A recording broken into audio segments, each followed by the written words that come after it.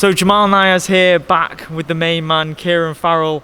It only seemed like September was yesterday, and you was envisioning and talking about how Daniel Dubois was going to destroy Anthony Joshua, and he did just that. One of the most dominant performances we've seen in the main event at Wembley, and now for all the marbles, undisputed. What does this mean to you first and foremost? Because I've known you for 10 years now. This is colossal. When you look back at where you were when we first met. When you look back at where we both was in my little gym in Haywood on the council estate, you was in there. I seen on my memories that you were doing interviews there, and it was your first interviews. I remember you were doing it on your phone, having a little look at you were doing it on your phone. And I was like, reading wow. the questions off my phone and iPad. And now look where we are, man. And look at the step up what we've got. You know what I mean? It's and like you say, it doesn't really get any bigger than the undisputed heavyweight championship of the world, man. You know what I mean? So like, I'm buzzing to be here. Means the world to me. Look, if you ask me when I was young that I'd be doing this right now, I wouldn't believe you know what I mean? But we've arrived, man, you know what I mean? We're here, and like I think all them little days when I watched Mike Tyson when I was like 6-7 years old, and now I'm in front of a undisputed heavyweight championship of the world. Mate, I'm buzzing. Daniel looks even more calm and composed than last time. He's really enjoying the media side of things. He's smiling. He was shouting in Usyk's face on them steps yesterday. Yeah, so what have you made of that turning point for him in his personality compared to when you first started working with him last year? Yeah, you know what's mad is that, you know, because you see him every day, you don't really see it, but then it's like if you surround yourself with 5 successful people, you become the 6th, and I feel like we all have a chat and we're all energetic and we put all that energy into the sessions with Daniel, and it's rubbed off a little bit, and you know, like I say, he's coming out of his shell a little bit more, but more so like people get to see his personality a little bit more now, which is even better, you know what I mean, because he is a top guy, man, you know what I mean. And Usyk he's the boogeyman of the modern heavyweight division. Everyone at one point thought Anthony Joshua was the man. Then they thought Tyson Fury was the man. He beat both of those guys twice.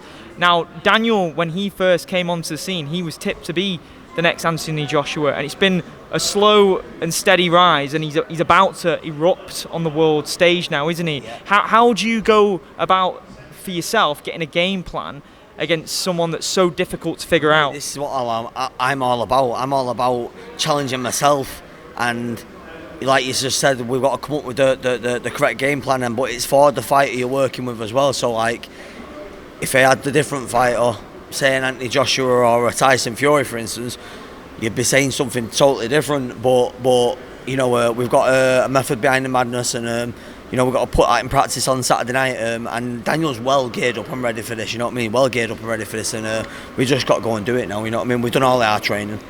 He's mentioned that he feels like obviously Usyk is aging, we all are every year, but he feels like Usyk may be a wounded animal going into this one. When you look at the amount of damage, he did take a lot of damage in that first fight with Tyson Fury. The second one was a little bit more one-sided in Usyk's favour, but both were close fights and probably the most damage he's ever took in his career.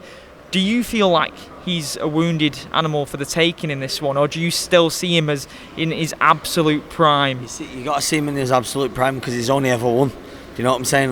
Until he shows like something really where he's on a decline, until that point, then you can't think that he's anything different than the legend what he is, and he's a great fighter. He's a legend, and like Daniel beat AJ, he turned into the Kingslayer. Now we've got to be the Legend Slayer, man. You know what I mean? He's got to go and beat the legend, and I think he can do it.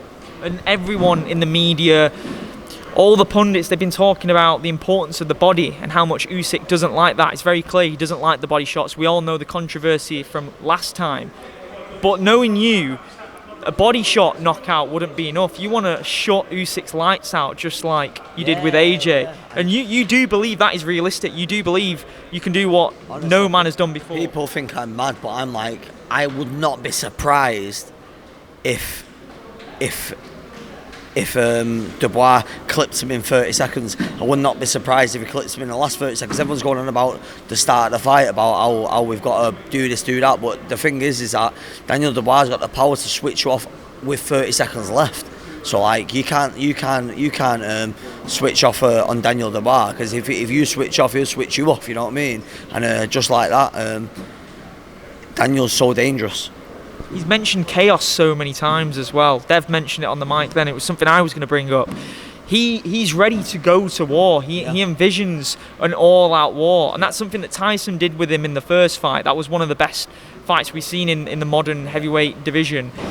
He's ready for that, but like you said, those quick knockouts, they come when even you least expect it, when it's just flowing. Yeah, and that's what it's all about. I think Ricky touched on it the other day, Ricky, and he said about how Daniel's flowing now, you know what I mean? And it really is. He just, and I always say to him about that, like, look, he knows he's got a knockout punch. You don't need to go and look for it. Just let the hands go, you know what I mean? He knows what he's got to do. He's been working hard. We've been working hard for months now, 10 months since the AJ fight.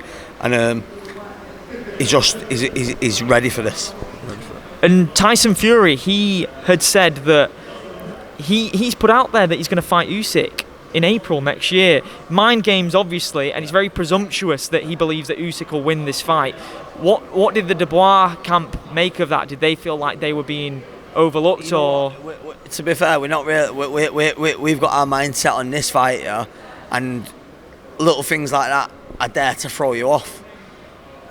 We're tunnel vision, and that can all be spoke about after we do the business on Saturday night. But until then, we don't need to speak about. Fury will be shouting Dubois' name. We already know that. We know what Fury's about, you know what I mean? But he'll have to be shouting Dubois' name, because Dubois winning on Saturday night. 100%. And we've spoke about what it means to you. We'll delve into a little bit more of that in a minute. But just in terms of Daniel and his family, he's been doing this since 7 years old.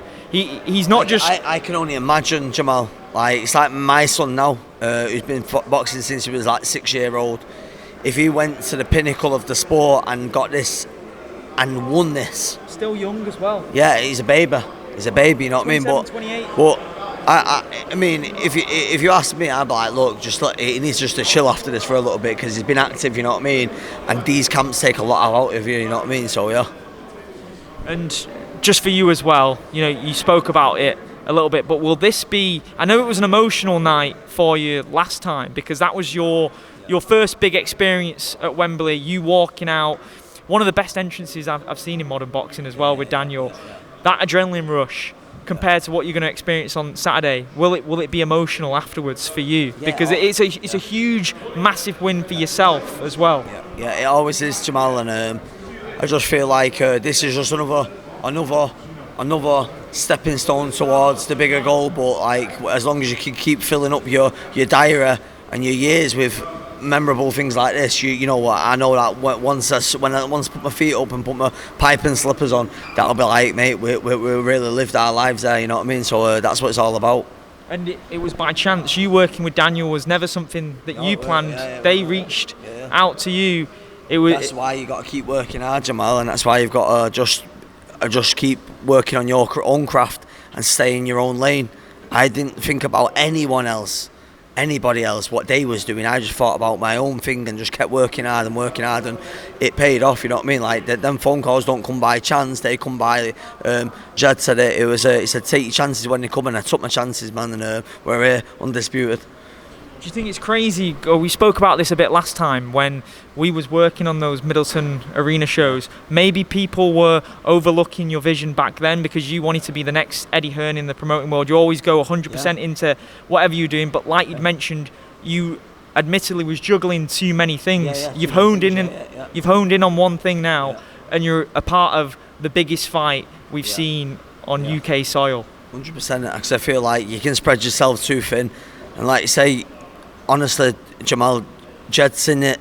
He's seen it years ago. 2017, he said, Kieran, you can't be jack of all trades and master of none. You can't be that. You need to just hone in on one. If you're going to be a promoter, put your suit on and be a promoter. I really felt like, no, you don't understand. But he understood. He knew before me, you know what I mean?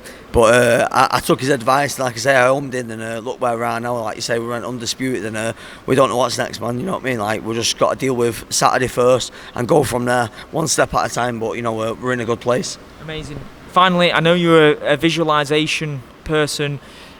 In terms of exactly what you've seen in your mind, how do you see the fight playing out? Is there a particular sequence or a shot?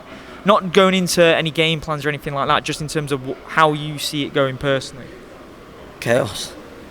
Yeah, I'm just going to repeat Daniel, chaos. I think it'll be chaos. I think it'll be hectic. I think it'll be a mad fight. But as long as Daniel gets his hand raised, that's all we're here for. You know what I mean? So it'll be fun. Amazing. Appreciate your time, bro. Jamal, as always. Thank you, bro.